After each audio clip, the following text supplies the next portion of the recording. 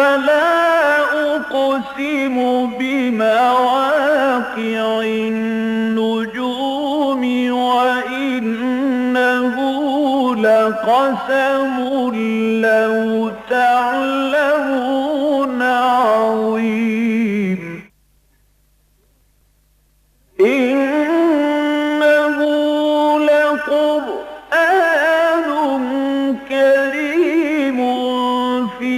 كتاب مكنون لا يمسه إلا المطهرون تنزيل من رب العالمين.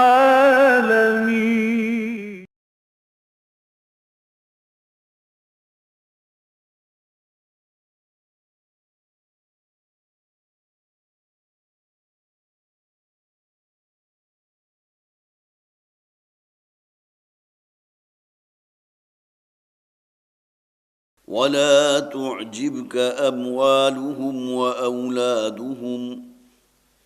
إنما يريد الله أن يعذبهم بها في الدنيا وتزهق أنفسهم وهم كافرون. وإذا أنزلت سورة أن آمنوا بالله وجاهدوا مع رسوله استأذنك أولو الطول منهم وقالوا ذرنا نكن مع القاعدين. رضوا بأن يكونوا مع الخوالف وطبع على قلوبهم فهم لا يفقهون. لكن الرسول والذين آمنوا معه جاهدوا بأموالهم وأنفسهم وأولئك لهم الخيرات وأولئك هم المفلحون. أعد الله لهم جنات تجري من تحتها الأنهار خالدين فيها ذلك الفوز العظيم.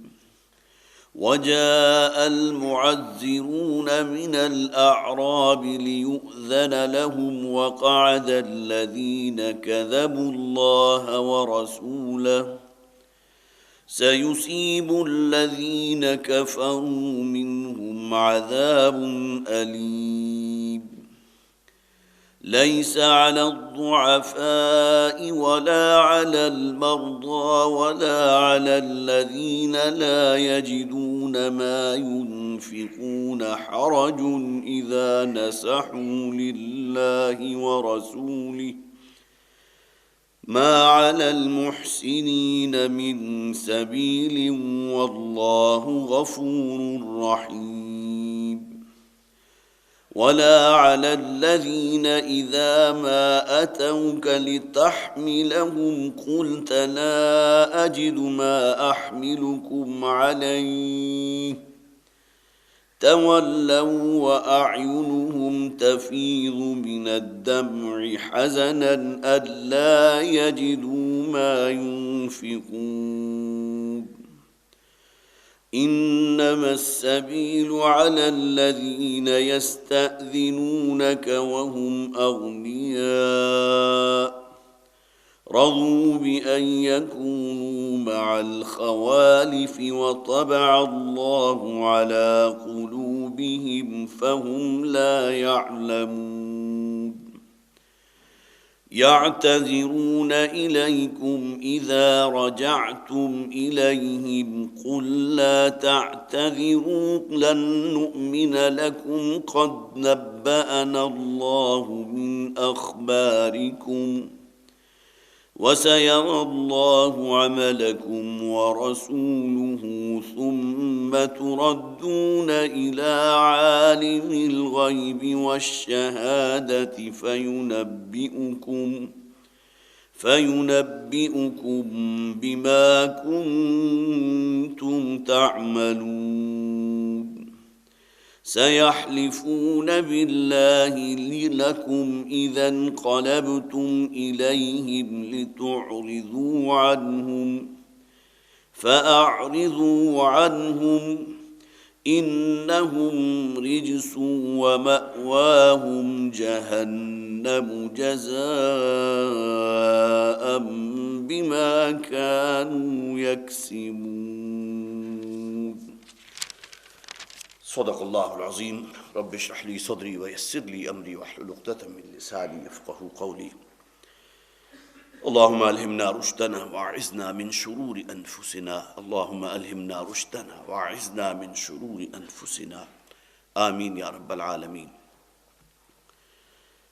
سورہ توبہ ہمارے زیر مطالعہ ہے،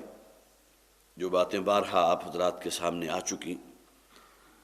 کہ سورہ مبارکہ میں غزوہ تبوک کا ذکر ہے، چھٹے رکوع سے لے کر اور آخر سورت تک 16ویں رکوع تک 11 رکوع مسلسل، اور ان آیات کو اگر آپ دیکھیں گے تو اس میں سے معتدب حصہ اس پر مشتمل ہے کہ اس دور میں جو منافقین موجود تھے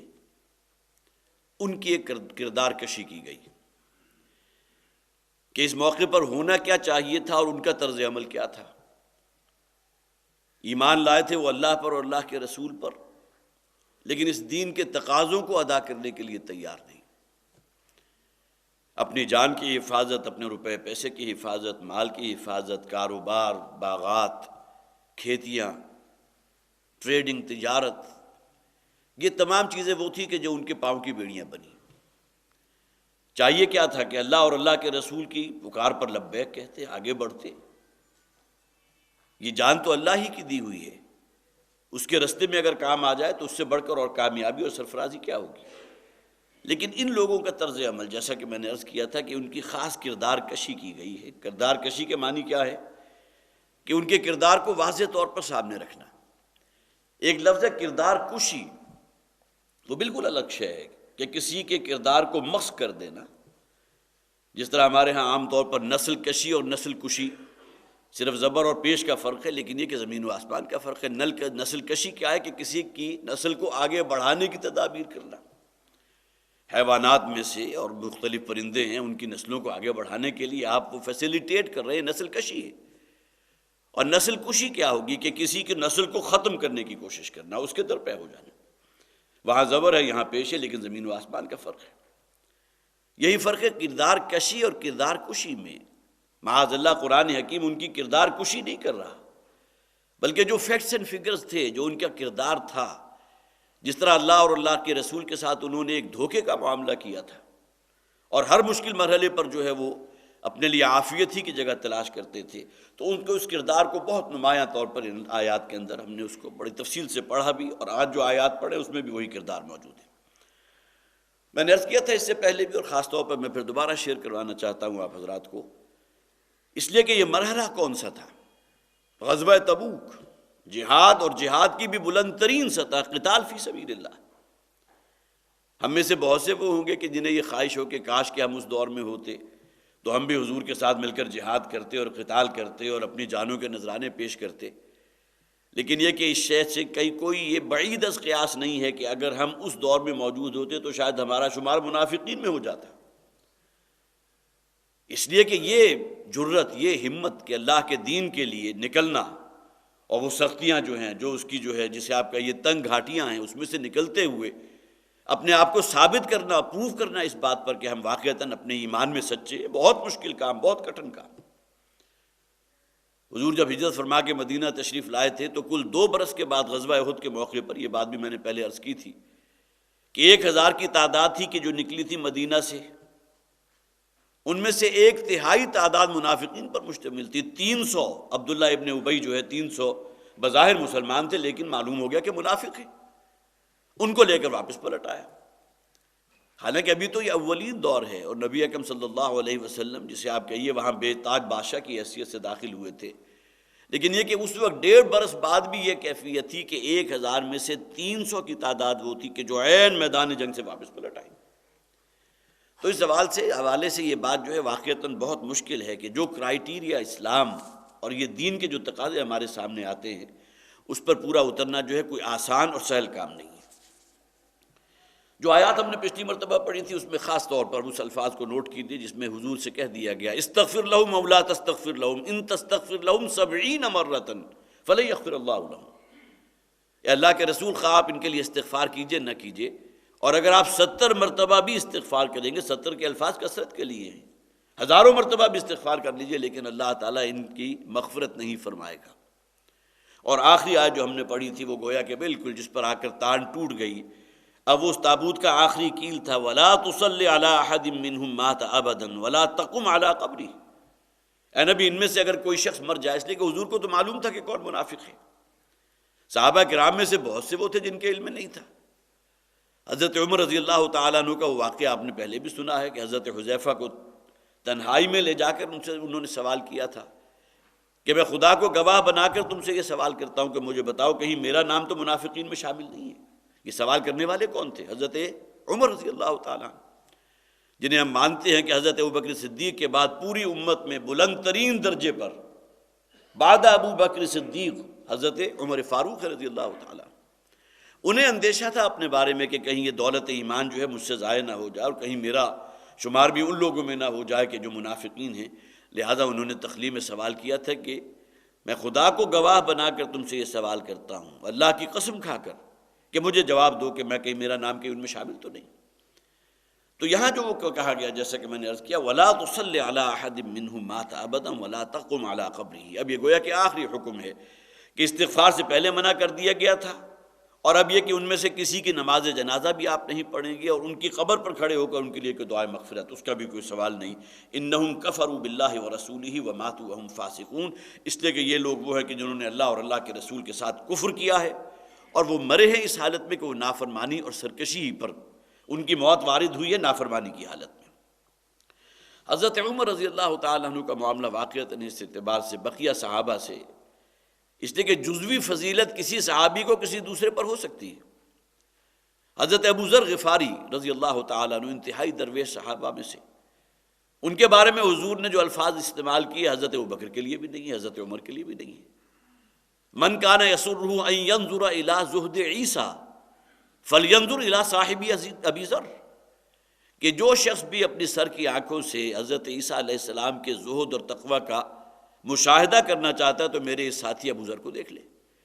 اس لیے کہ ان کے اندر جو درویشی تھی، ان کے اندر جو ایک فقر کی کیفیت تھی، جو جتنی قناعت تھی، تو حضرت عیسیٰ علیہ السلام جو ہے اس حوالے سے جس مقام پر ہیں، حضور نے انہیں گویا کہ حضرت ابو ذر غفاری رضی اللہ تعالیٰ عنہ کو گویا کہ اس کی ریفلیکشن قرار دیا کہ حضرت عیسیٰ علیہ السلام کا زہد اور تقویٰ آپ ان میں دیکھ لیجیے۔ اس اعتبار سے بہت سے صحابہ کو دوسروں پر فضیلت حاصل ہے۔ حضرت عمر رضی اللہ تعالیٰ عنہ کا معاملہ واقعتاً اس اعتبار سے خاص ہے کہ ان کے لیے الفاظ جو آئے ہیں حدیث کے الفاظ نہیں ہیں، لیکن یہ کہ ہمارے مفسرین نے لکھا ہے الذی وافق الوحی برأیہ، حضرت عمر وہ ہے کہ جن کی رائے کے مطابق بسا اوقات وحی نازل ہو گئی۔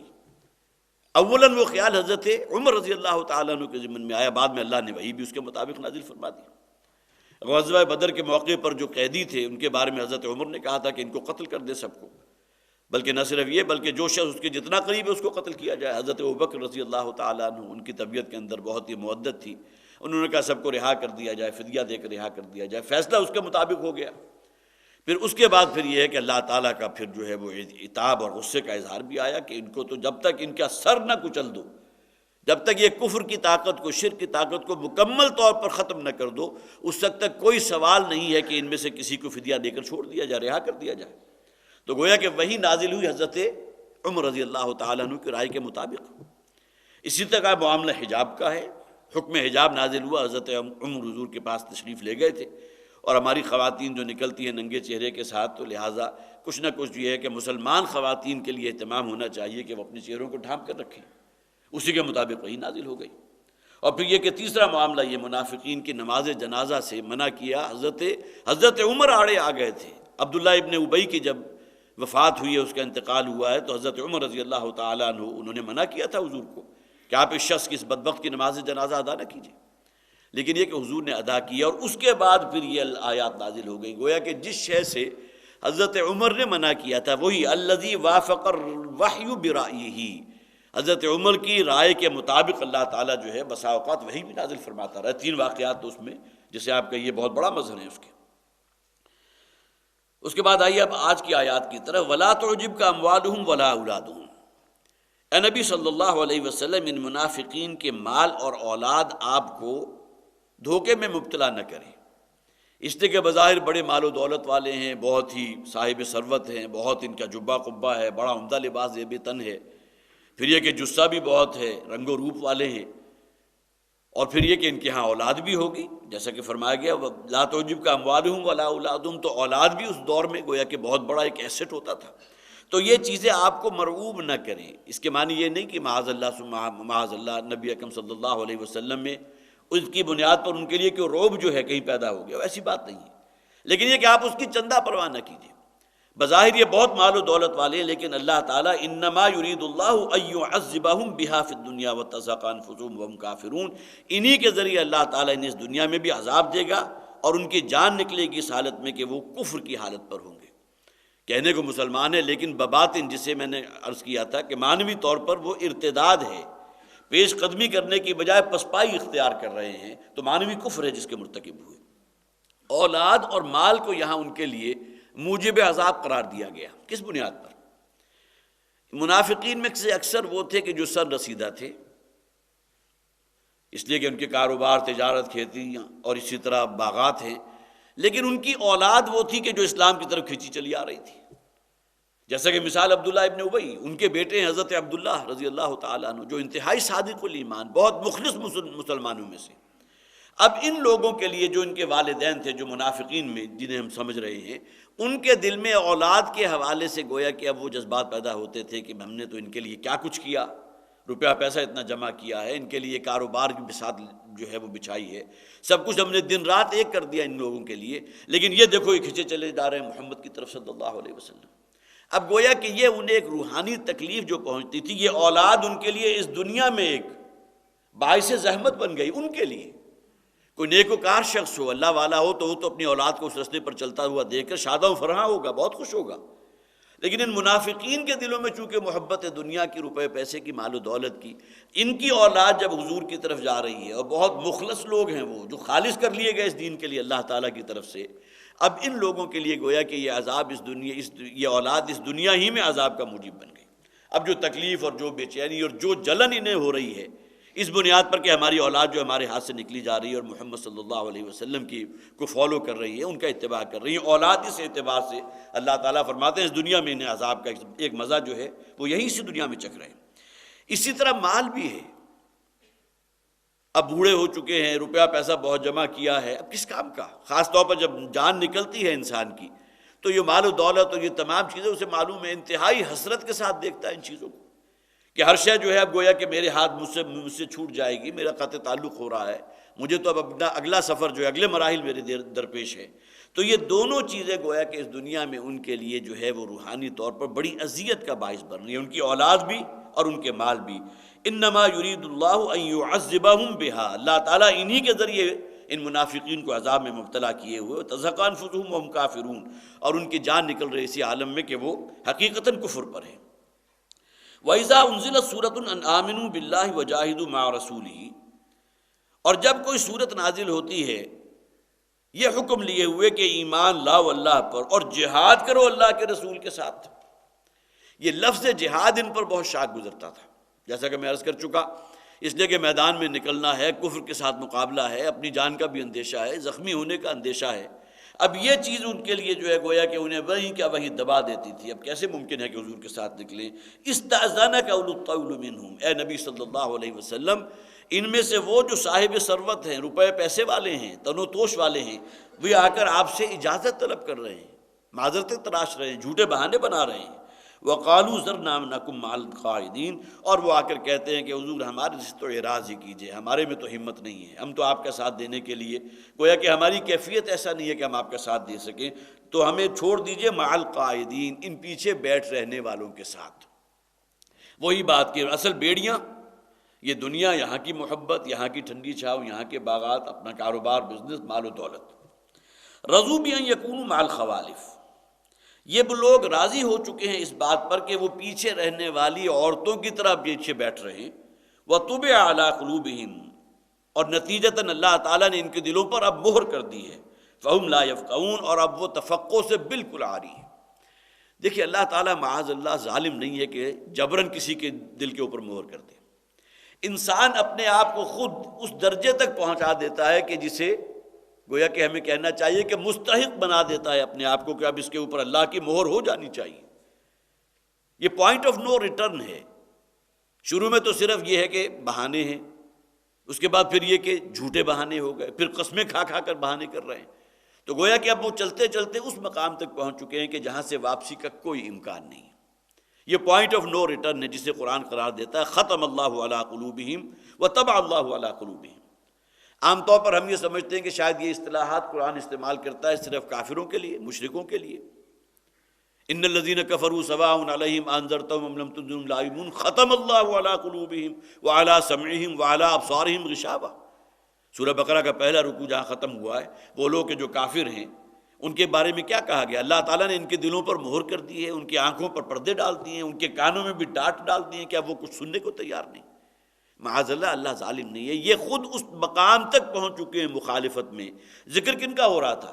کافروں کا۔ ان الذین کفروا سواء علیہم انذرتہم ام لم تنذرہم لا یؤمنون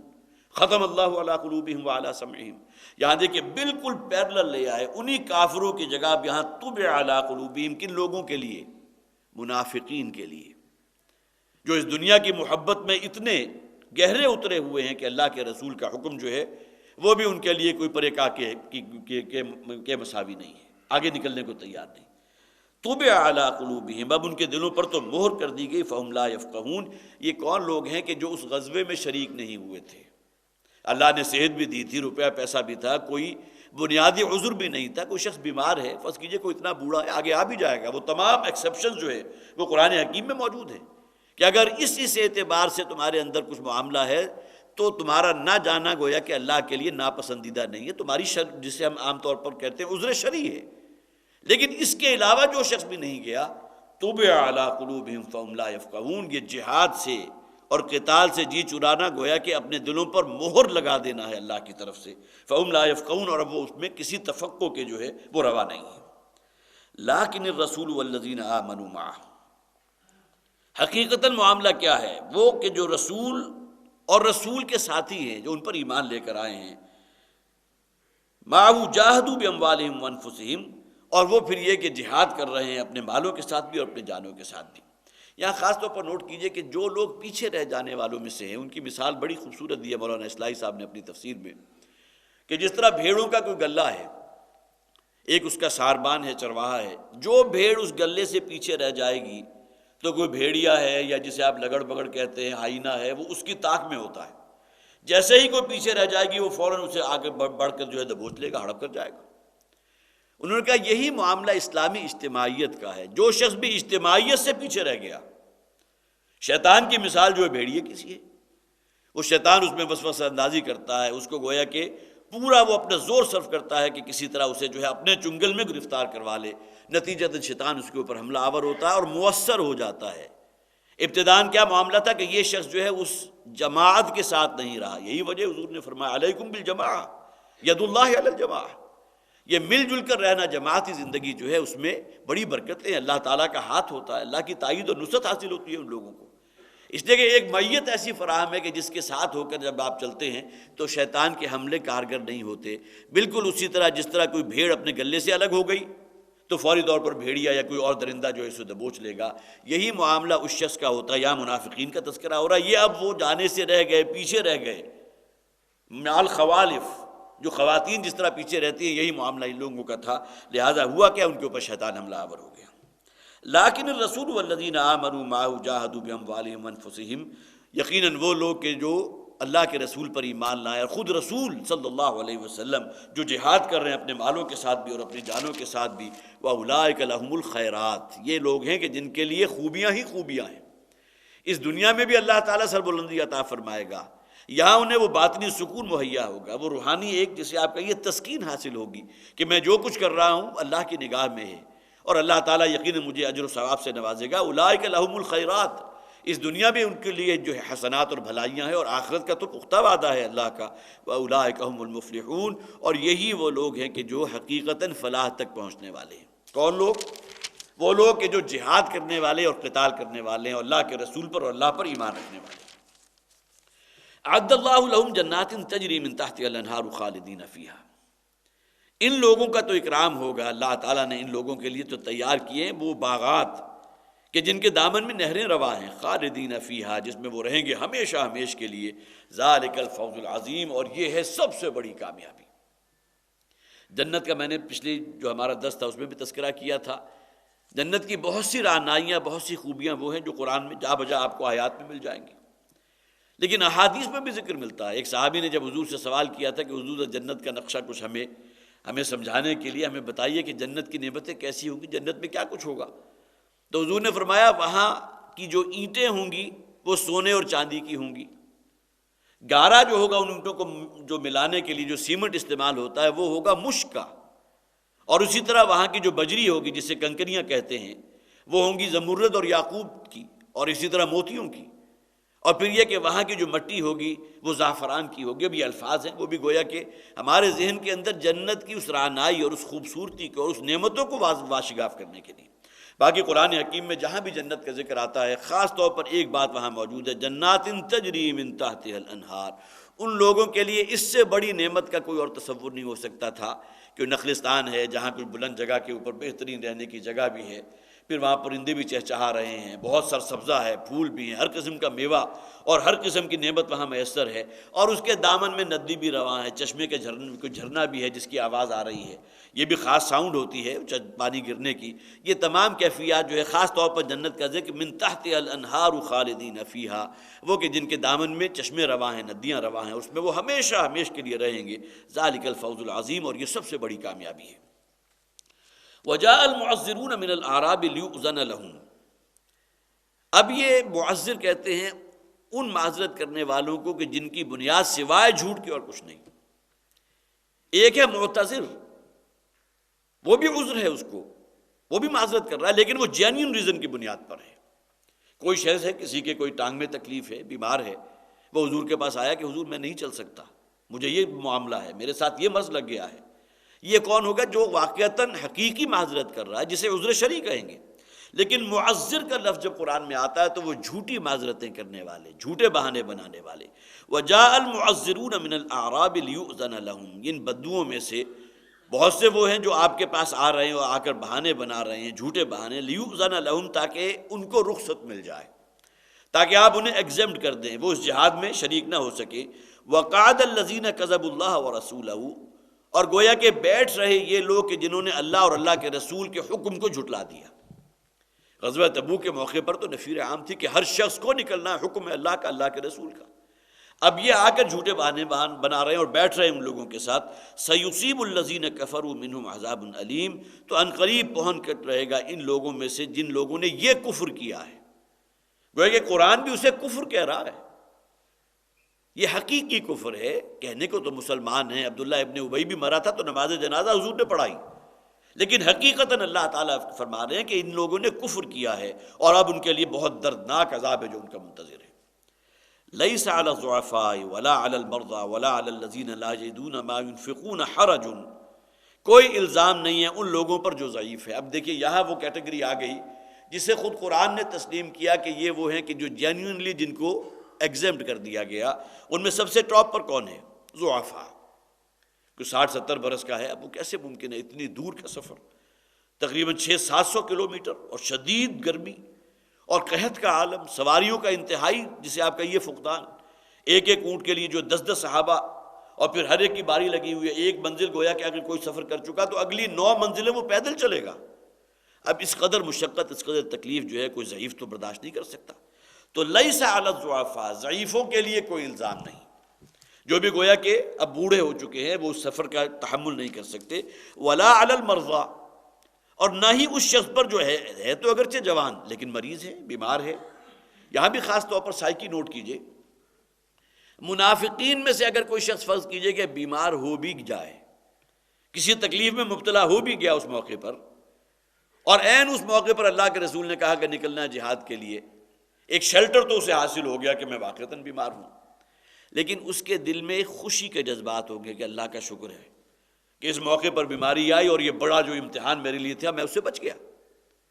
اس کے بالکل برعکس معاملہ کسی مومن صادق کا ہوگا کہ اگر عین اس مرحلے کے اوپر اگر اس کے اندر کوئی معاملہ کسی مرض کا آ گیا یا بیمار ہو گیا تو اس کو شدید اس کو دھچکا لگے گا، بڑے غم کے اندر مبتلا ہو جائے گا کہ کاش کہ میں اس موقع پر بیمار نہ ہوتا، کاش کہ میرا معاملہ یہ نہ ہوتا کہ میں اللہ کے رسول کے ساتھ جہاد کے سفر پہ نہ نکل سکتا۔ یہ زمین و آسمان کا فرق ہو گیا۔ وہ بھی جینوئنلی اس کو ایک شیلٹر حاصل ہے، منافق بھی فرض کیجئے بیمار ہے لیکن اس کے اندر جو ہے انبساط کی کیفیت ہے، بڑا خوشی ہو رہی ہے کہ شکر ہے۔ جس طرح عام طور پر کوئی مشکل مرحلہ آ رہا ہو تو انسان جو ہے دل میں ممکن ہے دعائیں مانگتا ہو اللہ کرے کہ اس موقع پر میں بیمار ہو جاؤں تاکہ میں اس موقع جو ہے امتحان سے بچ جاؤں۔ منافقین کے سوچنے کا انداز یہ ہوگا، اور کسی مومن صادق کے لیے گویا کہ یہ بات جو ہے بہت بڑے غم کا موجب ہوگی کہ اس موقع پر جب کہ اللہ کے رسول کے ساتھ جہاد میں مجھے نکلنا چاہیے تھا میں نہیں نکل سکا۔ جیسا کہ آگے ذکر آ رہا ہے کہ ایسے صحابہ کہ جن کے پاس کوئی سواریاں نہیں تھیں، وہ ایک ایک اونٹ کے لیے 10 جو ہے سوار متعین کرنے کے بعد بھی جو بچ رہے تھے، ان کی کیفیت اگلی آیات میں آ رہی ہے۔ تو لیس علی الضعفاء ولا علی المرضى، کوئی الزام نہیں ہے ان لوگوں پر کہ جو ضعیف ہیں، جو بوڑھے ہو چکے، اور نہ ہی ان پر جو بیمار ہیں، ولا علی الذین لا یجدون ما ينفقون، اور نہ ہی ان لوگوں کے لیے کوئی حرج ہے۔ آگے حرج کے الفاظ آگے آ رہے ہیں، ان تینوں کو اپلائی کرتے ہیں، میں نے ترجمے میں پہلے ہی شامل کر دیا تھا۔ ان پر کوئی گناہ نہیں ہے، کوئی وبال، کوئی الزام نہیں ہے۔ وہ لوگ کہ جو نہیں پاتے کوئی شے جو اللہ کے راستے میں خرچ کر سکتے ہو۔ اب کوئی فقراء میں سے کوئی صحابی ہے، درویش صاحب ہیں، ان کے پاس تو اپنے کھانے کے لیے کئی وقت کے فاقے ہیں، اور وہ دیکھ رہے ہیں کہ حضرت عثمان رضی اللہ تعالیٰ عنہ نے 300 اونٹ جو ہے پورے غلہ اور اجناس سے لدے ہوئے اس غزوے کے لیے پیش کر دیے۔ تو ان لوگوں کے دلوں کے اندر بھی یہ خیالات پیدا ہوتے تھے کہ کاش کہ ہمیں بھی اللہ تعالیٰ نے مال و دولت دی ہوتی تو اس موقع پر ہم بھی کسی سے پیچھے نہ رہتے۔ یہ ان لوگوں کا معاملہ جو واقعتاً اللہ اور اللہ کے رسول کے وفادار ہیں، اس دین پر عمل کرنے والے ہیں۔ تو فرمایا نہ ان لوگوں پر کوئی الزام اور کوئی حرج کا معاملہ ہے، کوئی وبال ہے کہ جن کے پاس کوئی شے خرچ کرنے کی ہے ہی نہیں۔ اذا نصحوا للہ ورسولہ، جبکہ وہ پورے وفادار ہیں اللہ اور اللہ کے رسول کے لیے۔ یہ نصیحت کا لفظ جو ہے یہاں میں نے اس کا ترجمہ وفاداری کیا ہے، اگرچہ یہ بات جو ہے جو ہمارے ہاں اردو زبان میں مستعمل ہے نصیحت، کسی کو کوئی بھلائی کی بات کہنا ہے، کسی کے ساتھ جو ہے انسان اپنے اعتبار سے جو ہے اس کی نصح و خیر خواہی چاہنا، یہ نصیحت ہے۔ وہ حدیث آپ نے پہلے بھی سنی ہوگی، پھر اپنے ذہن میں تازہ کر لیجئے۔ حضور نے فرمایا الدین النصیحہ، دین تو نام ہی نصیحت اور خیر خواہی کا ہے۔ خیر خواہی، اب اللہ کی خیر خواہی کیا ہوگی؟ معاذ اللہ، یہ الفاظ جو ہیں اللہ کے لیے تو استعمال نہیں ہو سکتے۔ یہ عربی زبان کا اصل میں خاصہ ہے کہ اس میں ایک ہی لفظ جو ہے مختلف معانی میں آتا ہے۔ اب نصیحت کا لفظ آ گیا دین کے لیے، الدین والنصیحہ، دین نام ہے نصیحت کا، خیر خواہی کا۔ قیل لمن یا رسول اللہ، صحابہ کرام نے سوال کیا حضور سے، حضور کس کے لیے؟ قال، حضور نے فرمایا للہ، اللہ کے لیے نصیحت۔ کس معنی میں؟ اللہ کی خیر خواہی نہیں، معاذ اللہ، اللہ کے ساتھ وفاداری۔ اب یہاں نصیحت کا ترجمہ ہوگا وفاداری۔ وللرسول، اور یہی وفاداری اللہ کے رسول کے ساتھ، بالکل وہی الفاظ، اذا نصحوا للہ ورسولہ، جبکہ وہ وفادار رہیں اللہ اور اللہ کے رسول کے ساتھ۔ تو قیل لمن یا رسول اللہ، قال للہ ولرسولہ وللمؤمنین، اور تمام اہل ایمان کے لیے، ولأئمۃ المسلمین وعامتہم، اور جو بھی امام ہیں مسلمانوں کے لیے ان کے لیے بھی خیر خواہی کا جذبہ، اور عام مسلمانوں کے ساتھ بھی جو ہے خیر خواہی کا جذبہ۔ وہی لفظ نصیحت ہے، اللہ اور اللہ کے رسول کے لیے وفاداری ہے، اور مومنین کے لیے اور ائمہ کے لیے خیر خواہی ہے۔ تو جب تک کہ یہ لوگ قائم ہیں اللہ اور اللہ کے رسول کی وفاداری پر، ما علی المحسنین من سبیل، ان محسنین کے اوپر جن کو جینین جن کا معاملہ ہے، جنہیں گویا کہ اللہ نے بھی ایگزمپٹ کر دیا، جو ضعفاء میں سے ہیں، جو بیماروں میں سے ہیں، یا کوئی شخص اس بنیاد پر نہیں جا سکا کہ وہ جو ہے اس کے پاس سواری نہیں ہے، اور یہ کہ اس شمار میں بھی نہیں آ رہا کہ ایک ان کے اوپر اگر کئی سوار حضور نے متعین کیے ہیں، اس گنتی سے بھی نکل گیا، اور یہ وہ لوگ ہیں ما علی المحسنین من سبیل، جن پر کوئی الزام نہیں ہے، کسی قسم کا کوئی وبال نہیں۔ واللہ غفور رحیم، اور اللہ تعالیٰ غفور ہے، معاف فرمانے والا، مغفرت فرمانے والا، اور کمال رحمت فرمانے والا۔ وَلَا عَلَى الَّذِينَ إِذَا مَا أَتَوْكَ لِتَحْمِلَهُمْ، اور نہ ہی کوئی وبار اور الزام ہے ان لوگوں پر کہ جو اے نبی صلی اللہ علیہ وسلم وہ آئے آپ کے پاس، لِتَحْمِلَهُمْ، تاکہ آپ ان کے لیے کسی سواری کا بندوبست کر دیں۔ قُلْتَ، تو آپ نے فرمایا، آپ نے کہا ان سے، لَا أَجِدُ مَا أَحْمِلُكُمْ عَلَيْهِ، میں تو نہیں پاتا کسی سواری کو جو میں تمہارے لیے بندوبست کر سکوں سواری کا. گویا کہ اب وہ اس لسٹ میں سے بھی نکل گئے جو ایک ایک اونٹ کے لیے کئی سوار حضور نے متعین کیے گئے تھے. اب آگے الفاظ سنیے. تولوا، وہ وہاں سے الٹے پاؤں واپس تو آ گئے. واعینہم تفیض من الدم، لیکن یہ کہ ان کی آنکھوں سے آنسو بہہ رہے تھے، زار و قطار رو رہے تھے. حزنا، انتہائی غم میں مبتلا تھے. اللہ یجدوا ما ينفقون، کہ کاش کہ آج ان کے پاس بھی کچھ ہوتا، مقدرت ہوتی، کوئی سواری ہوتی تو وہ بھی حضور کی میت پہ اس جہاد کے لیے نکلتے. اب یہ بھی گویا کہ وہیں پیچھے رہ جانے والوں میں سے تھے، لیکن نوعیت میں زمین و آسمان کا فرق. ایک وہ منافقین، گویا کہ اس اعتبار سے وہ بھی پیچھے رہ جانے والے، لیکن جھوٹی قسمیں کھا کر، جھوٹے بہانے بنا کر. اور دوسری طرف یہ وہ لوگ ہیں، حضرت ابو موسیٰ اشعری رضی اللہ تعالیٰ عنہ، میں نے خاص طور پر نوٹ کیا تھا، کتاب المغازی ہے بخاری کی، اس میں یہ حدیث موجود ہے. وہ فرماتے ہیں کہ میں اور چند اور صحابہ حضور کی خدمت میں حاضر ہوئے. ظاہر ہے کہ یہ بھی فقراء صحابہ میں سے تھے. حضرت ابو موسیٰ اشعری رضی اللہ تعالیٰ عنہ، ان کے پاس کوئی سواری نہیں تھی،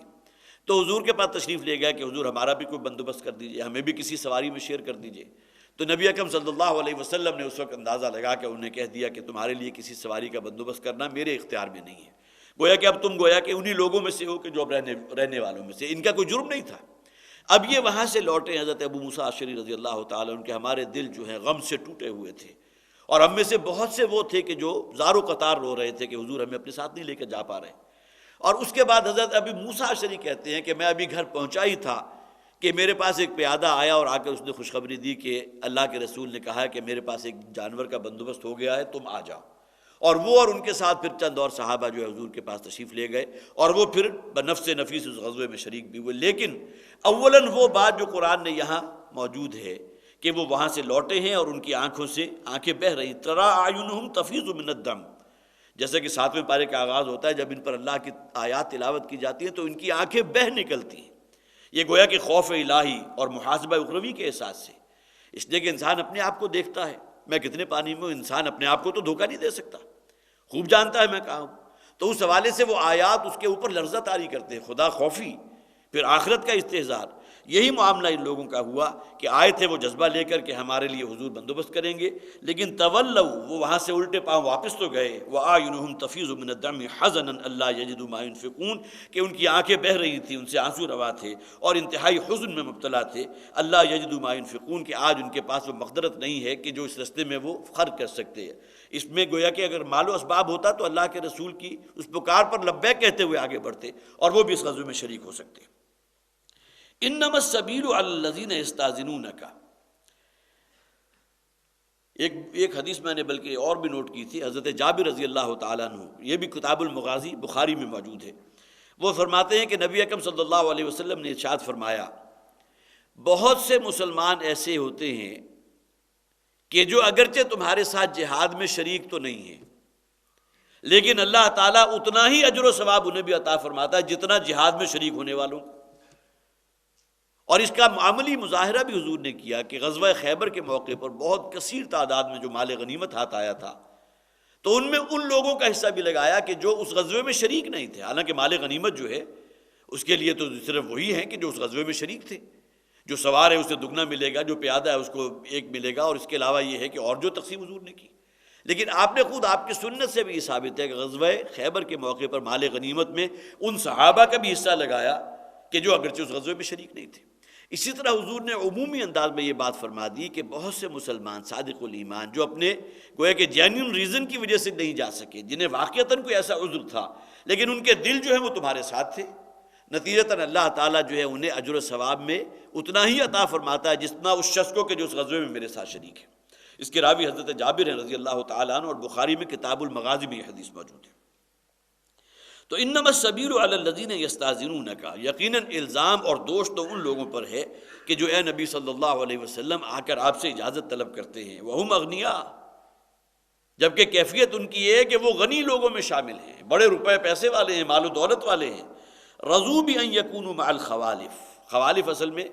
ان خواتین کے لیے قرآن نے یہ لفظ استعمال کیا جو پیچھے رہ جانے والیاں تھیں. اگرچہ وہ جو ایکسیپشن تھی اس کے اندر خواتین کا ذکر تو نہیں ہے، لیکن ظاہر ہے کہ جہاد اور قتال کے لیے خواتین کو تو نہیں ساتھ لے کر جائیں گے. اب ہم مغرب کی اندھی تقلید جو ہے اس میں ہم بھی اتنے آگے جا چکے ہیں کہ شاید ہماری فوج میں بھی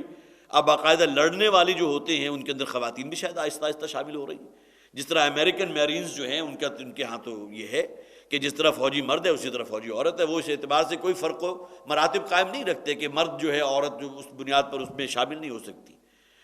یہ جو عراق کی ابھی جنگ ہوئی تھی اور اس موقع پر کتنی مثالیں آپ نے پڑھی ہوں گی کہ وہاں فوجی مردوں کے ساتھ فوجی عورتیں بھی ہوتی ہیں۔ لیکن یہ کہ بہرحال اسلام کا مزاج یہ نہیں ہے کہ خواتین کو جنگ کے لیے اور جہاد اور لڑائی کے لیے اپنے ساتھ لے جایا جائے، لہذا جہاں وہاں ذکر آ گیا ان لوگوں کا جو ضعیف ہیں، جو بوڑھے ہیں، وہ لوگ کہ جو مریض ہیں، اور وہ کہ جن کے پاس استطاعت نہیں ہے، کوئی سواری نہیں ہے، خرچ نہیں کر سکتے، اس میں چوتھی چیز یہ بھی ایڈ کر لیجئے وہ خواتین کہ جو گویا کہ اس بنیاد پر ایگزمپٹڈ ہے کہ وہ خواتین ہیں۔ تو رضو بان یکونوا مع الخوالف، یہ ان کی گویا کہ بزدلی کا عالم ہے کہ وہ اسی پر قناعت کر گئے ہیں، اسی پر راضی ہیں کہ وہ پیچھے رہنے والی عورتوں ہی میں شمار ہو جائیں، اسی درجے میں رہیں۔ وطبع اللہ علی قلوبہم، دیکھیے پھر دوسری مرتبہ وہی الفاظ جو اس سے پہلے ہم نے پڑھے کہ اللہ نے ان کے دلوں پر مہر لگا دی ہے۔ اب یہ اتنے آگے بڑھ چکے ہیں نافرمانی میں کہ اب ان کے واپسی کا کوئی امکان نہیں ہے۔ جس طرح کسی شے کو بند کر کے اوپر سٹیمپ کر دیا جاتا ہے، مہر لگا دی جاتی ہے، ان کی کیفیت یہ ہے۔ پھر نوٹ کیجئے ہیں مسلمان، حضور کی اقتداء میں نمازیں ادا کرنے والے، بظاہر نماز، روزہ، حج، زکوٰۃ یہ سب کچھ کرنے والے، لیکن اللہ کے لیے، اللہ کے دین کے لیے جہاد اور قتال اس رستے سے رک جانے والے، نتیجتاً اللہ تعالیٰ بطور سزا ان کے دلوں کے اوپر مہر نصب کر رہا ہے۔ وطبع اللہ علی قلوبہم فہم لا یعلمون، تو اب انہیں کوئی علم نہیں ہے، گویا کہ وہ اپنے اس بصیرت باطنی سے بالکل عاری ہو چکے ہیں اور نتیجتاً خالصتاً دنیا داری اور مادہ پرستانہ انداز میں اسی سمت میں آگے بڑھ رہے ہیں۔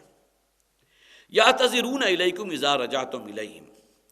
اے نبی صلی اللہ علیہ وسلم اور اے مسلمانوں، اب یہ بڑی معذرتیں بنا رہے ہیں۔ آپ ذرا نوٹ کیجئے کہ قرآن حکیم کے الفاظ کتنے قیمتی ہیں، تا قیام قیامت ان میں کہیں کوئی رد و بدل نہیں ہو سکتا، کوئی تبدیلی نہیں ہو سکتی۔ یہ منافقین کا اتنا تذکرہ آ چکا، ریپیٹڈلی آ رہا ہے، بار بار آ رہا ہے، تو ان میں سے چند آیات کو نکال دیا جائے، خام خواہ اتنا موٹا نسخہ ہم کیوں رکھیں؟ معاذ اللہ ثم معاذ اللہ۔ یہاں اصل سوچنے کی بات یہ ہے کہ یہ اتنا اہم مسئلہ ہے کہ سورہ توبہ 16 رکوع، جس میں سے 11 رکوع غزوہ تبوک، اور اس کا 80% حصہ ان منافقین کے کردار کی وضاحت کر رہا ہے، تاکہ یہ کہ ہر شخص بیان اور پہچان لے کہ ایمان کی دولت جب انسان سے سلب ہوتی ہے، جب وہ زائل ہوتی ہے، تو بالآخر درجہ بدرجہ وہ وہیں تک پہنچ جاتا ہے اور اس کا نقشہ وہی بن جاتا ہے جو ان منافقین کا ہے۔ بزدلی اس میں پیدا ہو جاتی ہے، وہ دوسروں کو تانا دینا، کسی نیکی کے کام کرنے والے کو، اللہ کے راستے میں خیرات کرنے والے کو، گویا کہ اس کی نقشہ کشی بھی ہم نے پڑھ لی۔ آگے آیات میں موجود ہے ان کی سیرت و کردار کا ایک ہی رخ بھی ہے کہ نماز تو پڑھتے ہیں لیکن ان پر بڑی گراں گزرتی ہے، نماز پڑھتے ہوئے کوئی آمادگی نہیں ہوتی، بس صرف ہمارے باندھے کی نماز پڑھ رہے ہیں کہ ٹھیک ہے جی، یہ گویا کہ ایک تاوان ہے اور ایک بوجھ ہے کہ جو ہمارے اوپر ڈال دیا گیا، ہمیں تو ادا کرنا ہی کرنا ہے۔ اس کے اندر محبت کی چاشنی، قرۃ عینی فی الصلاۃ، جو حضور نے فرمایا میری آنکھوں کی ٹھنڈک نماز میں ہے۔ ان باطنی حقائق سے آہستہ آہستہ سٹیپ بائی سٹیپ جو دور ہوتے جا رہے ہیں، نتیجتاً یہ آیات اتنی تفصیل کے ساتھ ان کے کردار کو سامنے رکھ رہی ہیں۔ یعتذرون الیکم اذا رجعتم الیہم، کہ جب یہ لوگ تمہارے پاس، جب اے نبی صلی اللہ علیہ وسلم آپ بھی، اور علیکم کے اندر گویا کہ مسلمان بھی مراد ہیں، کہ جب آپ واپس ان کی طرف آ جائیں گے یا پلٹ آئے ہیں تو یہ آپ کے پاس آ کر معذرتیں کر رہے ہیں، ہیلے اور بہانے تلاش رہے ہیں۔ قل لا تعتذروا، اے نبی ان سے کہہ دیجئے اب کوئی ہیلا اور بہانہ نہ کرو۔ لن نؤمن لکم، ہم ہرگز تمہاری باتوں پر یقین نہیں رکھیں گے۔ دیکھیے ایمان کا لفظ ہے، لیکن ظاہر ہے کہ مومن کسی منافق سے یہ تو نہیں کہہ سکتا کہ ہم تم پر ایمان نہیں لائیں گے۔ لن نؤمن لکم، ہم تمہاری بات ہرگز نہیں مانیں گے، ہم تمہاری بات کا یقین نہیں کریں گے۔ قد نبأنا اللہ من اخبارکم، اس لیے کہ اللہ تعالیٰ تمہارے حالات اور تمہارے اندر کی جو بزدلی ہے، اندر کا جو سفلہ پن ہے تمہارا، اللہ تعالیٰ ہمیں بتا چکا ہے، تمہاری تمام خبریں ہم تک پہنچ چکی۔ وَيَسَيَّرَ اللَّهُ عَمَلَكُمْ وَرَسُولُهُ، اور تمہارے اعمال آئندہ جو آنے والے ہیں، جو تمہاری سیرت و کردار ہے، وہ ان قریب اللہ اور اللہ کے رسول جو ہیں وہ بھی خوب اس سے واقف ہو جائیں گے۔ ثُمَّ تُرَدُّونَ إِلَىٰ عَالِمِ الْغَيْبِ وَالشَّهَادَةِ، اور اس کے بعد تم لوٹائے جاؤ گے اس ہستی کی طرف جو غیب، جو چھپی شے اور ہر شے جو سامنے ہے اس کی تمام چیزوں کی جاننے والی ہے۔ فَيُنَبِّئُكُم بِمَا كُنتُمْ تَعْمَلُونَ، اور پھر تمہارا ایک ایک عمل تمہیں جتلا دیا جائے گا۔ کہا کن سے؟ مومنین سے کہا جا رہا ہے، منافقین سے کہتے ہیں۔ اور اس سے پہلے میں یہ بات بیان کر چکا ہوں کہ منافقوں کو دھڑکا لگا رہتا تھا کہ ہمارے اندر جو خبث موجود ہے، ہمارے اندر جو اللہ اور اللہ کے رسول، اللہ کے دین کے جو ہے خلاف جذبات موجود ہیں، اسلام تو لے آئے لیکن اب کس مصیبت میں ہم پھنس گئے ہیں۔ روز کوئی تقاضا ہے، آج فلاں کے خلاف مارکا ہے، آپ فلاں پر حملہ کرنا ہے، آپ نبی اکرم صلی اللہ علیہ وسلم کی مدنی زندگی کا مطالعہ کیجئے تو بیسیوں کی تعداد میں، بلکہ ممکن ہے کہ 100 سے بھی زائد ہو جائے، ان فوجی مہمات کا تذکرہ جب آپ کریں گے کہ جو اس عرصے کے دوران ہوئی ہے۔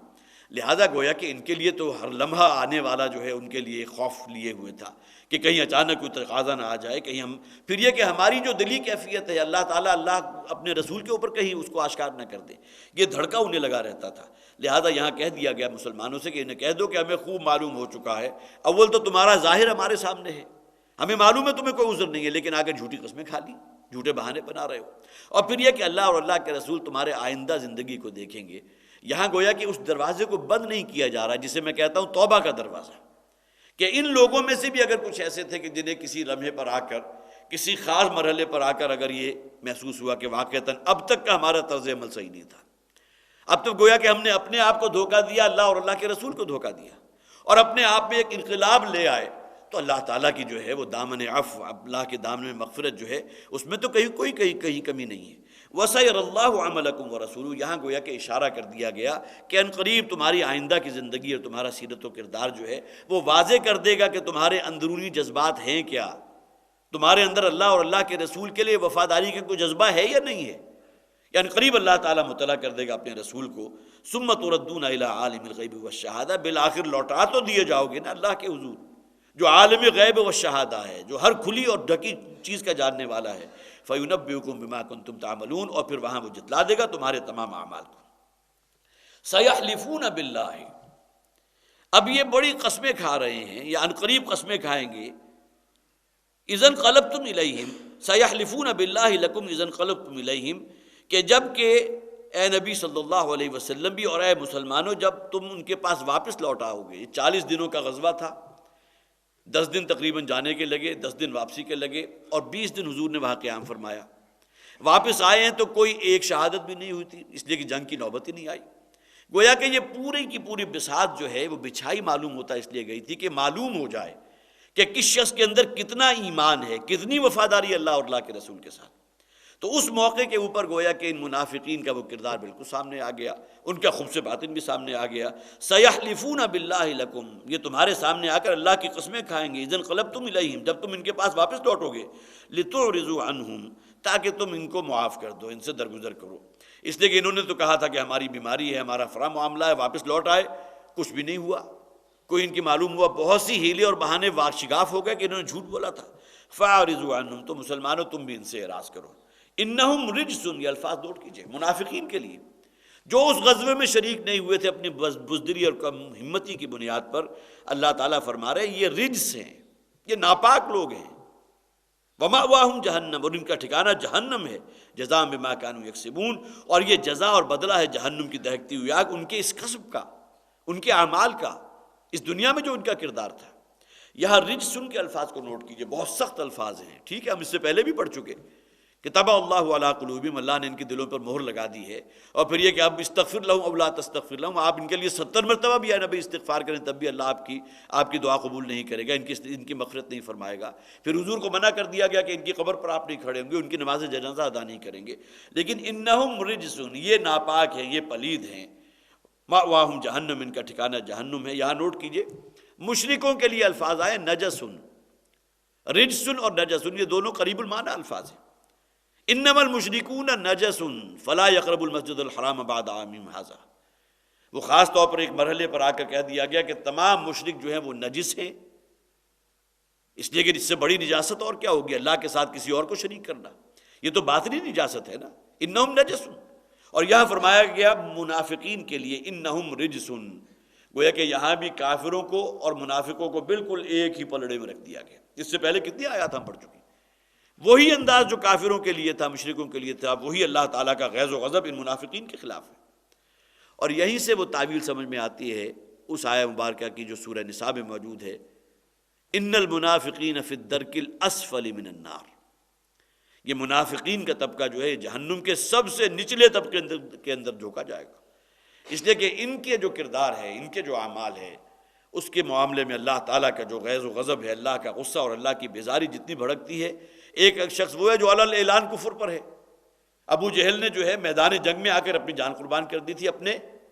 اس دین کے لیے جو سراپا کفر تھا، سراپا شرک تھا۔ ابو لہب کا کردار بھی ہمارے سامنے آتا ہے، اسی دین کا دعوے دار تھا کہ جو دین ابو جہل کا تھا، لیکن یہ کہ اس میں ہمت نہیں تھی، بزدل شخص تھا۔ گویا کہ اگر آپ کافروں میں بھی کیٹیگری متعین کیا کریں گے تو کافروں میں بھی ایک کیٹیگری ہوگی جسے منافق کہا جائے گا، یہ منافق ہے، یہ حقیقتاً کافر نہیں ہے۔ ابو لہب کا معاملہ جو ہے منافقین کافرین میں آتا ہے۔ ایک کافر وہ ہے جو اپنی جان کو قربان کرنے کو تیار ہے، وہ اپنے اس دین کے، وہ جو کفر والا دین ہے اس کے ساتھ وفاداری ہے، لیکن اس کے برعکس معاملہ ابو لہب کا ہوا۔ تو یہی معاملہ جیسا کہ میں نے عرض کیا منافقین کے اندر بھی، کہ ان کو بھی بالکل بیلنس کر دیا گیا، بالکل اسی کیٹیگری میں لے آیا گیا کہ جس کے اندر مشرکین ہے، انما المشرکون نجس، اور یہاں فرمایا گیا انہم رجس، یہ منافقین جو ہیں یہ ناپاک لوگ ہیں، ومأواہم جہنم جزاء بما کانوا یکسبون۔ یحلفون لکم لترضوا عنہم، یہ لوگ آ کر قسمیں، بار بار وہی الفاظ آ رہے ہیں، اس لیے کہ آپ اگر چشم تصور میں دیکھیں کہ بہت بڑا مرحلہ تھا یہ، اور منافقین کے لیے بہت بڑی آزمائش، کسی نہ کسی طرح مسلمانوں کو اور حضور صلی اللہ علیہ وسلم کو کسی طرح مطمئن کر دیں کہ ہم اگر اس میں نہیں جا سکے تو ہمارا واقعتاً یہ معاملہ تھا، ہماری یہ مجبوری تھی، جبکہ اللہ تعالیٰ تو دل کے حالات کو جانتا ہے۔ یحلفون لکم لترضوا عنہم، اے مسلمانوں یہ تمہارے سامنے آ کر پھر قسمیں اور ہیلے بہانے تراش رہے ہیں، لترضوا عنہم، تاکہ تم ان سے راضی ہو جاؤ، تاکہ یہ تمہیں مطمئن کر دیں۔ فإن ترضوا عنہم، تو اگر اے مسلمانوں تم ان سے مطمئن فرض کرو ہو بھی گئے، تم ان سے راضی ہو بھی گئے، فإن اللہ لا يرضى عن القوم الفاسقین، تو اللہ تعالیٰ تو ہرگز راضی نہیں ہے ان فاسقوں سے۔ گویا کہ ان کا تو انجام جو پہلی آیات میں بھی ہو چکا، اگرچہ یہ کسی نہ کسی اعتبار سے اگر مطمئن کر بھی دیں کہ واقعتاً ہماری یہ مجبوری تھی، تب بھی اللہ کے تو علم میں ہے کہ واقعتاً وہ حقیقی مجبوری تھی یا نہیں تھی۔ الاعراب اشد کفرا ونفاقا، یہ اعرابی جو ہیں، اعراب اصل میں کہتے ہیں ان لوگوں کو جو بادیہ نشین تھے۔ ایک تو وہ ہوتے ہیں جو شہری زندگی کے عادی ہو چکے، جنہیں آپ مہذب لوگ کہیں گے، ان کے اندر ایٹیکیٹس بھی ہیں، ان کے اندر کوئی تعلیم بھی ہے، ایک دوسرے کے ساتھ بیہیو بھی کرتے ہیں۔ ایک گنوار ہے، کوئی دیہاتی، بعض ترجموں میں الاعراب کا ذکر جو ہے وہ دیہاتی کر دیا گیا، یہاں ترجمہ کیا گیا گنوار آ کر یہ کہہ رہے ہیں الاعراب اشد کفرا ونفاقا، یہ گنوار بہت سخت ہیں کفر میں بھی اور نفاق میں بھی۔ لیکن اعرابی اصل میں بادیہ نشین کے جو شہر کی جو متمدن زندگی ہوتی ہے اس سے دور رہنے والا ہے، لہذا ان کے اندر اکھڑ پن بھی ہے، تندخوئی بھی ہے۔ یہی معاملہ جو سورہ حجرات میں فرمایا گیا کہ یہ اعرابی اور یہ بدو آ کر جو ہے آپ کے حجرے کے باہر کھڑے ہو کر آواز لگاتے ہیں زور سے، یا محمد اخرج علینا، اے محمد ذرا باہر نکلو، ہم تم سے بات کرنا چاہتے ہیں۔ معاذ اللہ، اب یہ انداز جو ہے انتہائی بے ادبی والا ہے، اس سے منع کر دیا کہ سورہ حجرات میں کہ یہ ادب اور تعظیم، اور سب سے بڑھ کر یہ کہ وَعَلَمُوا أَنَّ فِيكُمْ رسول اللہ، یہ کوئی ایک شخص محمد تو نہیں ہے صلی اللہ علیہ وسلم، یہ تو اللہ کے رسول ہے، لہٰذا ان کا ادب و جو احترام ہونا چاہیے۔ یہ گوار جو تھے، یہ بادیہ نشین، یہ دیہاتی بدو جو تھے، وہ اس سے بالکل گویا کہ یہ صلاحیتیں ان کے اندر ان کا تھیں، اور کٹھور دل اتنے تھے کہ ایک موقع پر نبی اکرم صلی اللہ علیہ وسلم کہیں کسی رستے سے گزر رہے تھے، رستے میں آپ کو چند بچے نظر آئے جو کھیل رہے تھے، بچوں کے لیے آپ کے دل کے اندر بڑی محبت تھی، آپ وہاں رک گئے اور ان بچوں کو پیار کرنے لگے، جس طرح ہوتا ہے کوئی شفیق شخص جو ہے آج بھی گزر رہا ہو اور کوئی بچے اگر کھیل رہے ہیں، چھوٹے بچے بہت خوبصورت ہیں، تو ان کی وہ معصومیت بھی اسے اپنی طرف کھینچتی ہے، حضور بھی کھڑے ہو گئے، انہیں پیار کرنے لگے۔ قریب سے ایک بدو گزر رہا تھا، وہی جس کا یہاں الاعراب اشد کفرا ونفاقا، گویا کہ ان کوالٹیز کے اندر کہ جس کے اندر اجڑ پن بھی ہے، جو گوار بھی ہے، تندخو بھی ہے، تو وہاں کھڑے ہو کر تعجب سے دیکھنے لگا، اور اس نے حضور نے کہا کہ میں نے تو آج تک کسی بچے کو پیار نہیں کیا، گویا کہ وہ اسے ایک اپنا کوالٹی سمجھ رہا ہے، حالانکہ اس کو جسے آپ کہنا چاہیے کہ رحمت کی کمی یا اس کے اندر شفقت اور مودت جو ہونی چاہیے، جو انسانوں کا خاصہ ہے، وہ اس میں موجود نہیں۔ تو حضور نے بھی بہت پیارا جواب اس موقع پر دیا کہ اللہ نے اگر تمہیں دل کی نرمی سے اور شفقت جو بچوں کے لیے ہونی چاہیے اس سے محروم ہی کر دیا تو میں کیا کر سکتا ہوں۔ تو گویا کہ ایک معاملہ جو ہے ایک مہذب معاشرہ ہے جس کے اندر ایٹیکیٹس بھی ہیں، جس میں ایک دوسرے کے ساتھ لین دین کا معاملہ، ایک دوسرے کے ساتھ بیہیو کرنے کا معاملہ، لیکن دوسری طرف وہ کہ جو اس تمدنی زندگی سے کہیں باہر کے رہنے والے ہیں، دیہات کے رہنے والے، الاعراب اشد کفرا ونفاقا، ایک منافق تو وہ تھے جو مہذب تھے، وہ جو مہذب تھے، جو مدینہ کے رہنے والے تھے، لیکن وہ منافقین کے جو کہیں بادیہ نشین، جسے عام طور پر کہا جاتا ہے کہ کریلا، اور وہ بھی نیم چڑھا، کہ ایک تو وہ بدو ہے اور دوسرے یہ کہ اس کو اندر وہ تمدن بھی نہیں ہے، لہذا یہاں فرمایا گیا الاعراب اشد کفرا ونفاقا، یہ جو دیہاتی بدو ہیں، یہ جو ان میں سے جو مسلمان ہو چکے ہیں، یہ کہیں زیادہ سخت ہیں تندخوئی میں، کفرا ونفاقا، کفر میں بھی اور نفاق میں بھی۔ گویا کہ شہری بدو جو ہے، شہری رہنے والا جو منافق ہے، اس کا معاملہ کسی درجے میں ہلکا ہے، لیکن جو دیہات کا رہنے والا ہے، جو گوار ہے، وہ کہیں زیادہ شدید ہے۔ وَأَجْدَرُ أَلَّا يَعْلَمُ حُدُودَ مَا أَنزَلَ اللَّهُ عَلَىٰ رَسُولِهِ، اور وہ واقعتاً اسی لائق ہیں کہ وہ نہ پہچان پائیں اس شے کو جو اللہ نے اپنے رسول پر نازل فرمایا۔ کس معنی میں؟ اس لیے کہ جس شخص کے اندر تندخوئی ہوگی، جس کے اندر اکھڑ پن ہوگا،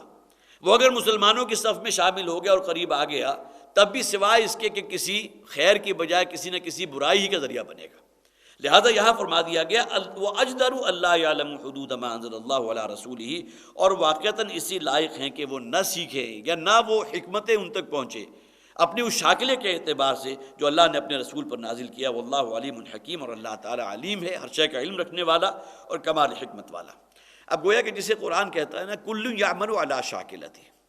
ہر شخص جو ہے اللہ تعالیٰ نے کسی شخص کا جو شاکلہ بنا دیا اسی کے مطابق، اسی کے جس طرح پیٹرنز ہوتا ہے اسی کے مطابق جو ہے کوئی شے برآمد ہوتی ہے، اس میں سے وہی کچھ نکلتا ہے۔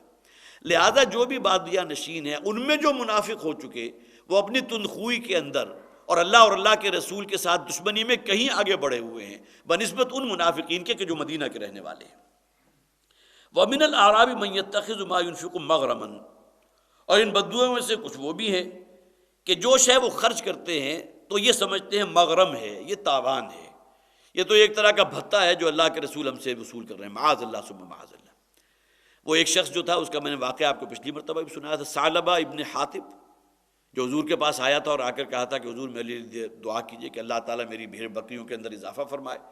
حضور نے دعا کی اور چند ہی سالوں میں اتنا بڑا ریوڑ ہو گیا اس کا کہ اس کے لیے مدینہ میں رہنا مشکل ہو گیا۔ اب جب حضور نے اپنے کارندوں کو بھیجا کہ جا کر اس سے زکوٰۃ لے کر آؤ، اب جب یہ صحابی پہنچے اس کے پاس اور جا کر کہا کہ اب یہ تم ایک سال گزر چکا ہے اور اتنا یہ تمہارے پاس اب اتنا بڑا جو ہے غلہ موجود ہے مویشیوں کا، اللہ کے راستے میں نکالو، اللہ کا حق، زکوٰۃ تو اللہ کا حق ہے۔ تو اس شخص نے کہا تھا یہ زکوٰۃ جو ہے سوائے تاوان اور ایک بھتے کے اور کچھ نہیں ہے۔ ان صحابی نے جا کر حضور کے سامنے گوش گزار کر دی کہ ثعلبہ نے یہ کہا ہے۔ تو پھر یہ کہ حضور نے واقعتاً، یہ وہ شخص تھا، ظاہر ہے کہ حضور کو بہت افسوس ہوا ہوگا اس بات پر، جس کے رزق میں برکت کی حضور نے دعا کی تھی اور اس کا منظر سر کی آنکھوں سے اس نے دیکھ لیا کہ اسی دنیا میں اس میں اتنی برکت ہوئی، لیکن یہ کہ کیفیت یہ ہے کہ جب زکوٰۃ کے مطالبہ آیا تو اس کو تاوان قرار دے دیا، یہ تو کوئی بہت بڑا تاوان ہے، بہت بڑا بوجھ ہے میرے لیے۔ اور اس کے بعد حضور نے نہ یہ کہ اپنی زندگی میں اس سے زکوٰۃ کے صدقات قبول کیے، بلکہ حضرت ابو بکر کا دور خلافت اس میں کوئی صدقہ نہیں لیا گیا، اور یہ کہتے تھے حضرت ابو بکر، حضرت عمر، حضرت عثمان کے دور میں اس کا انتقال ہوا اس شخص کا، انہوں نے کہا کہ جس شخص کے صدقہ و خیرات کو اللہ کے رسول نے قبول نہیں کیا، ہم میں سے کوئی قبول نہیں کرے گا۔ تو ان میں وہ لوگ ہیں کہ جو یہ خرچ کرتے ہیں اللہ کے راستے میں، اسے مغرم قرار دیتے، مغرم، تاوان۔ وَيَتَرَبَّصُ بِكُمْ دَوَائِرُ وَيَتَرَبَّصُكُمُ الدَّوَائِرُ، اور اے مسلمانوں تمہارے بارے میں گردش زمانہ کے منتظر رہتے۔ وہ ہم پڑھ چکے ہیں کہ بہت سے منافقین نے یہ کہا بھی تھا، اور ان کے دل کی بات یہ تھی، انہوں نے کہا تھا کہ کہاں جا رہے ہو کہ لاکھوں کی آرمی ہے، سلطنت روما سے ٹکراؤ ہے تمہارا، اور دل میں وہ سمجھتے ہوں گے کہ کاش کہ تمام کے تمام وہی ختم ہو جائیں تاکہ یہ روز روز کی کل کل جو ہے اس سے ہمیں نجات مل جائے۔ اب اس کی طرف اشارہ کیا گیا کہ تمہارے بارے میں اے مسلمانوں یہ گردش زمانہ ہی کے منتظر رہتے ہیں کہ ان میں سے کوئی واپس نہ ہی آئے تو اچھا ہے، اس لیے کہ ہمارے لیے بڑا امتحان ہو جاتا ہے، چند دن نہیں گزرتے کہ ہم سے مطالبہ ہوتا ہے نکالو اللہ کے راستے میں اور خود نکلو اللہ کے لیے جہاد اور قتال کے لیے۔ علیہم دائرۃ السوء، فرمایا گیا اصل گردش زمانہ تو انہی کے لیے ہے، آخرت میں جو ان کے ساتھ ہونے والا، دنیا کی عارضی زندگی تو گزار ہی لیں گے، بسر کر دیں گے، اور ان کی اولاد ان کے لیے سوہانے روح بن جائے گی۔ جیسا کہ میں نے عرض کیا، ان کی اولاد میں سے کتنے تھے کہ جو صادق الایمان مسلمانوں میں شامل ہو گئے، ان کے والدین جو منافقین میں سے تھے، ان کے دلوں پر کیا گزرتی ہوگی کہ ہمارے یہ جو مستقبل میں ہمارے جن پر ہم بڑی مان رکھتے تھے، جو ہمارا سہارا تھے، ہمارے ہاتھوں سے نکل رہے، محمد کا کے وفادار بن رہے صلی اللہ علیہ وسلم۔ تو یہ ان کے لیے ایک روحانی تکلیف دنیا میں بھی تھی، لہذا فرمایا گیا انہی پر وہ گردش زمانہ ہوگی، اس دنیا میں بھی یہ چیزیں ان کے لیے موجب عذاب اللہ تعالیٰ بنا دے گا، اور آخرت کا معاملہ تو یقیناً وہ بہت بری جگہ ہے ان کے لیے۔ دائرۃ السوء، گردش زمانہ تو اس وقت ہوگا ان کے لیے برا۔ واللہ سمیع علیم، اور اللہ تعالیٰ ہر شے کا علم رکھنے والا اور ہر شے کو سننے والا ہے۔ بارک اللہ لی ولکم فی القرآن العظیم ونفعنی وإیاکم بالآیات والذکر الحکیم۔